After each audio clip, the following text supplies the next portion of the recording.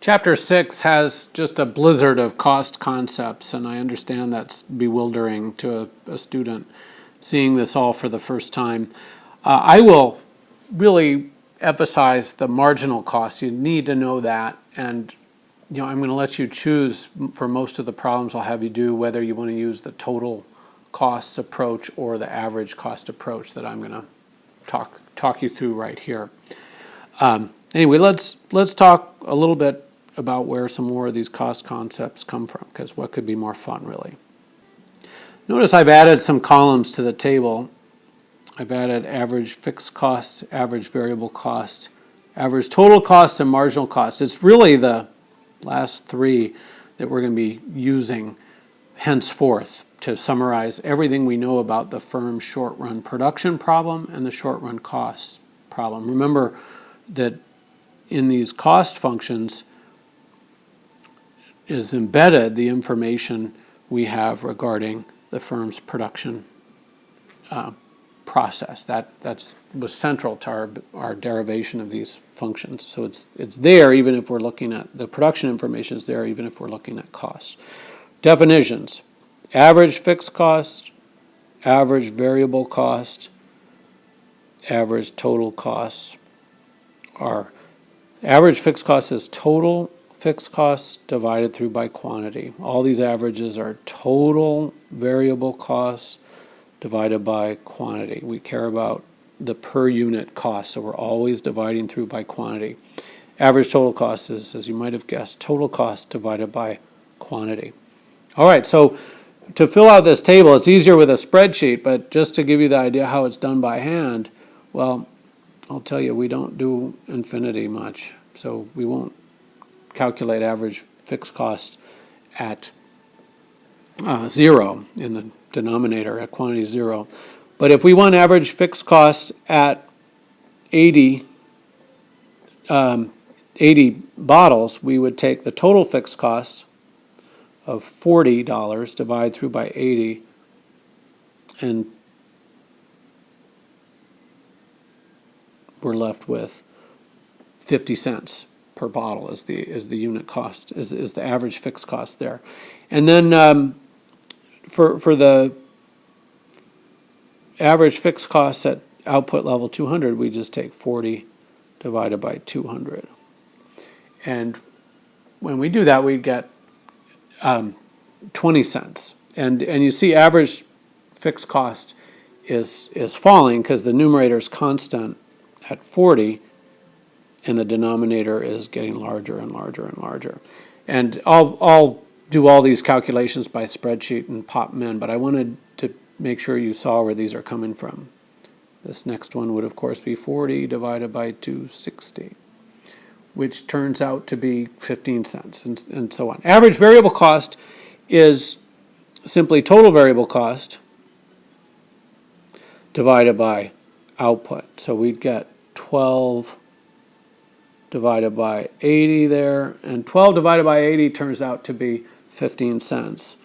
And then we'd get 24 divided by 200, and that turns out to be 12 cents, and so on. We just take 36 divided by 260, and so on. We just do that same calculation all the way down. Now, where average fixed cost is just uniformly downward sloping, average variable cost can be downward sloping initially and then eventually rises, and it's being driven by marginal costs. If marginal cost is falling and if marginal cost is below average variable cost will be falling. But once marginal cost is greater than average variable cost is rising. Think about if we were going to calculate average height in our classroom and Danny DeVito walked in and we recalculated average height. Well, Danny DeVito's this really short actor, and so there's no question that after we added this marginal height of Danny DeVito, we recalculate the class average, it would be smaller. By the same token, if we took the class average height and in walked,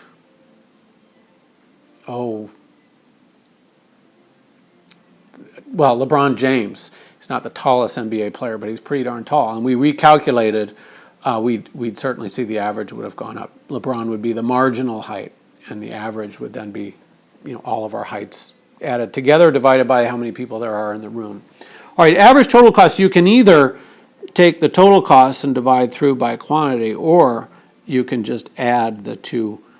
You can add average fixed cost plus average variable cost equals average total cost. So either way gets you the right answer. Let's just do 52 divided by 80. The next one is 64 divided by 200. You're all doing these in your heads. That's 32 cents, of course. And then 76 divided by 260, and so on. And I already showed you how to do the marginal cost, but just to remind you, marginal cost is the change in total cost. So that's 12. We moved from 40 to 52. That's the change in total cost, and we divide through by the change in output. We went from 0 to 80. That was 80.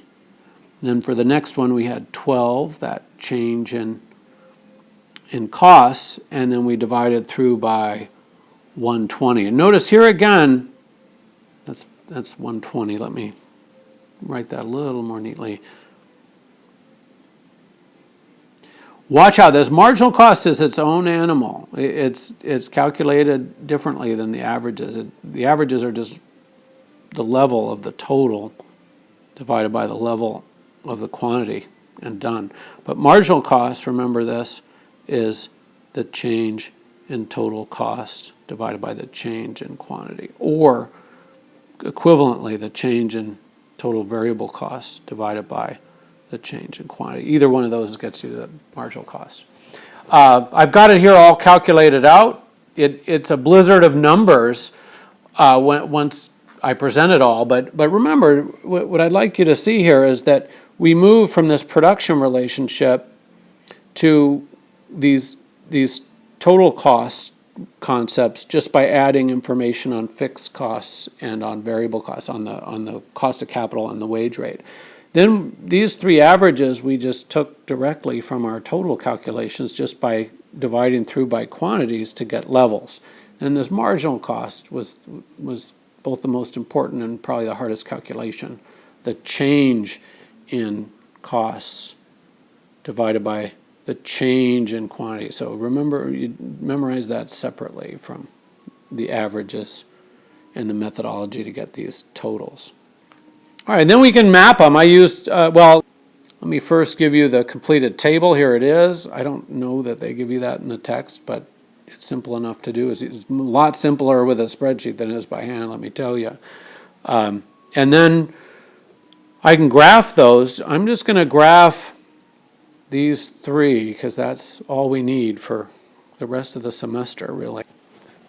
Here I've graphed the three curves, and notice this is the marginal cost.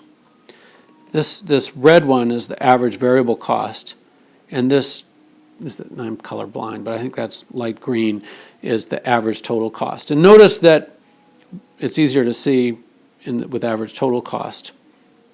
When marginal cost is below average total cost is falling. When marginal cost is greater than average total cost is rising. The only way both of those two things can always be true, and they are both always true, is if marginal cost intercepts average cost at the minimum. The same logic holds for the average variable cost. Downward sloping when this marginal cost is below it, upward sloping when marginal cost is above it, and the only way both those things can be true if they intersect at minimum average variable cost. So this is going to be the important set of graphs of these three. This marginal cost is going to be the key one that you're going to need to keep track of. You might ask, where are the average fixed costs? And we actually have information on the average fixed costs here. Remember that I told you average fixed cost plus average variable cost equals average total cost. Well, another way of saying that same thing is that the vertical distance between the average total cost and the average variable cost, that is average fixed costs. And notice as output increases, that vertical distance between this lime green and the red curve is shrinking, shrinking, shrinking. And eventually they would come together, right? At output infinity, those two curves would collapse into the same curve. So the vertical distance between these two is where we have information on average fixed cost, constantly falling. Made with Doodlecast Pro.